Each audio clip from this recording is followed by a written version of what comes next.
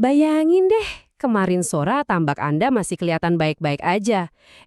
Pagi ini puluhan atau bahkan ratusan udang mati tanpa sebab yang jelas. Ini kan mimpi buruk setiap petambak ya. Nah, hari ini kita akan bedah tuntas apa aja sih biang keladinya dan gimana cara kita melawannya. Ini nih pertanyaan yang sering banget bikin kita nggak bisa tidur nyenyak. Kematian mendadak itu bukan takdir loh, tapi itu adalah sebuah sinyal darurat dari ekosistem tambak Anda. Yuk kita selami bareng-bareng, apa sih yang sebenarnya terjadi di bawah permukaan air itu? Oke, untuk memecahkan misteri ini, kita akan jadi detektif bareng-bareng. Kita akan lalui 5 langkah investigasi. Pertama, kita pahami dulu masalahnya. Kedua, kita identifikasi para pembunuh senyap di dalam air. Ketiga, kita hadapi penyakit mematikan. Keempat, waspada sama ancaman cuaca. Dan terakhir yang paling penting, checklist aksi darurat untuk Anda.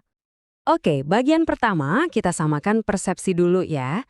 Kematian mendadak itu sebetulnya puncak dari masalah yang udah numpuk lama. Jadi memahaminya itu bukan sekedar nyari penyebab, tapi ini soal gimana kita melindungi seluruh investasi dan kerja keras yang udah kita curahkan. Oke, mari kita mulai investigasi kita. Kita kenalan dulu sama dua tersangka utama yang paling umum dan sering banget luput dari perhatian. Pertama, rendahnya oksigen terlarut atau biasa kita sebut DO. Dan yang kedua, racun amonia serta nitrit. Mereka ini nih pembunuh tak kasat mata yang kerjanya senyap banget. Nah, ini dia cara kita membaca TKP-nya. Gini, kalau Anda lihat udang pada ngumpul di pinggir tambak atau dekat kincir, kayak megap-megap nyari nafas, apalagi pas pagi-pagi buta, itu udah alarm merah. Kemungkinan besar DO-nya rendah. Tapi, kalau kasusnya nafsu makan anjlok drastis, tubuh udang jadi kemerahan kayak kebakar, dan airnya mulai bau busuk menyengat, wah, kita harus curiga sama amonia dan nitrit yang lagi tinggi-tingginya. Pengamatan visual aja nggak cukup, harus divalidasi pakai data. Angka-angka di layar ini bukan cuma angka biasa loh. Ini tuh garis tipis antara hidup dan mati buat udang kita. Oksigen di bawah 3 ppm itu udah zona bahaya absolut. Amonia di atas 0,1 ppm itu udah jadi racun. Jadi, pengecekan rutin pakai test kit itu udah harga mati, nggak bisa ditawar-tawar lagi. Kalau hasil tes nunjukin DO anjlok, jangan panik, langsung eksekusi P3K ini. Pertama, nyalakan semua kincir yang ada. Kalau punya aerator cadangan, langsung pasang. Dan yang paling krusial, stop pakan dulu. Kenapa? Karena ngasih pakan pas DO lagi rendah itu sama aja kayak mempercepat kematian. Soalnya proses pencernaan itu juga butuh oksigen. Beda masalah, ya beda juga penanganannya. Kalau biang keroknya itu amonia atau nitrit yang meroket, kita perlu melakukan detoksifikasi kolam.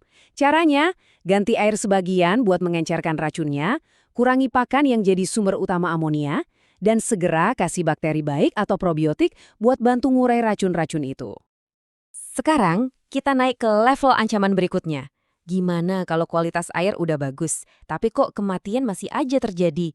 Nah, kemungkinan besar ada musuh biologis yang lagi nyerang. Yuk kita kenali dua pembunuh paling ditakuti di dunia Vaname, penyakit AHPND dan virus WSSV. AHPND ini, bayangin aja kayak ada serangan teroris dari dalam tubuh udang. Jadi ada bakteri Vibrio jahat yang masuk terus ngancurin hepatopankreas. Itu organ pencernaan vitalnya udang. Akibatnya apa?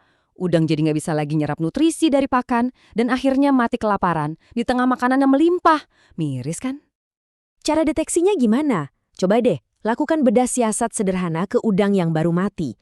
Kalau Anda lihat, hepatopankreasnya pucat, lembek, atau bahkan ukurannya jadi kecil, terus ususnya kosong melompong padahal baru aja dikasih pakan, itu tanda-tanda yang sangat kuat kalau tambak Anda kena serangan AHPND. Berikutnya WSSV, White Spot.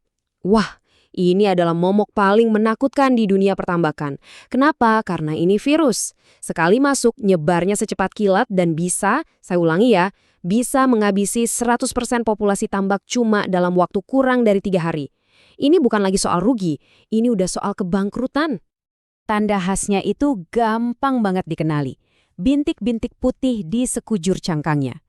Kalau Anda nemu satu aja udang dengan gejala ini, ditambah lagi perilakunya aneh, renangnya lambat, dan tingkat kematian harian melonjak gila-gilaan, Anda harus berasumsi bahwa seluruh tambak Anda sudah terinfeksi. Saya mau Anda semua meresapi kalimat ini baik-baik. Tolong dengarkan. belum ada obatnya. Sekali virus ini menginfeksi, nggak ada yang bisa kita lakukan buat nyembuhin udangnya. Game over. Inilah alasan kenapa pencegahan jadi satu-satunya senjata yang kita punya. Tapi bukan berarti kita pasrah. Justru disinilah pertarungan sesungguhnya. Membangun benteng pertahanan biosecurity yang super kokoh. Kuncinya sebetulnya mirip untuk kedua penyakit ini. Pastikan pakai benur yang udah tersertifikasi bebas penyakit, lakukan desinfeksi alat dengan super ketat, dan halangi semua potensi pembawa penyakit kayak kepiting atau burung buat masuk ke area tambak. Terkadang, serangan itu nggak datang dari dalam air, tapi dari langit. Ya, cuaca ekstrim, terutama hujan deras, bisa mengubah tambak yang tadinya stabil jadi zona perang cuma dalam hitungan jam. Rumusnya sesederhana ini, hujan deras itu bisa memicu efek domino yang mematikan. Gini ceritanya, air hujan yang asam bikin pH air tambak anjlok. Plankton yang kaget sama perubahan ini bakal mati massal. Nah, bangkai plankton ini kemudian membusuk dan proses pembusukan ini menyedot oksigen dari air secara besar-besaran. Akhirnya, bikin udang kita megap-megap kehabisan napas. Tanda-tandanya sangat jelas dan gampang dibaca. Tepat setelah hujan lebat, kalau tiba-tiba udang Anda berhenti makan dan pada naik semua ke permukaan, itu alarm. Tandanya mereka lagi stres berat akibat perubahan kualitas air yang mendadak. Perhatikan juga warna air. Kalau jadi lebih gelap atau coklat, itu pertanda planktonnya udah banyak yang mati. Ini adalah paket stabilisasi darurat pasca bencana alam kecil di tambak kita. Begitu hujan reda, jangan nunggu lama, segera tebar kapur atau dolomit buat menetralkan pH. Hidupkan semua kincir untuk bantu aduk air dan nambah oksigen. Dan sekali lagi jurus andalan, puasakan udang sementara sampai kondisi air kembali normal dan stabil. Oke, kita udah identifikasi semua tersangka utamanya. Sekarang, mari kita rangkum semuanya jadi satu checklist prioritas yang bisa langsung Anda pakai di lapangan saat kepanikan melanda. Ini bagian terpentingnya. Ini mungkin slide paling penting dari semua yang kita bahas. Anggap ini protokol tanggap darurat Anda. Begitu lihat ada kematian, jangan panik. Lakukan pengecekan secara berurutan. Pertama dan paling utama, cek DO. Lalu, cek racun amonia dan nitrit. Kalau dua-duanya aman, baru kita lanjut periksa gejala penyakit AHPND dan cari bintik putih WSSV. Terakhir, coba ingat-ingat, apakah ada kejadian cuaca ekstrim baru-baru ini? Urutan ini bakal bantu Anda nemuin akar masalahnya dengan cepat dan efisien. Setelah kita bedah semua ancaman ini, pertanyaannya sekarang bukan lagi jika masalah datang, tapi kapan masalah itu datang. Pengetahuan yang kita bahas hari ini adalah senjata Anda. Sekarang, coba lihat kondisi tambak Anda. Apakah protokol darurat ini cuma ada di kepala atau udah siap dieksekusi begitu alarm pertama berbunyi? Ingat, persiapan Anda hari ini itu yang menentukan nasib panen Anda besok.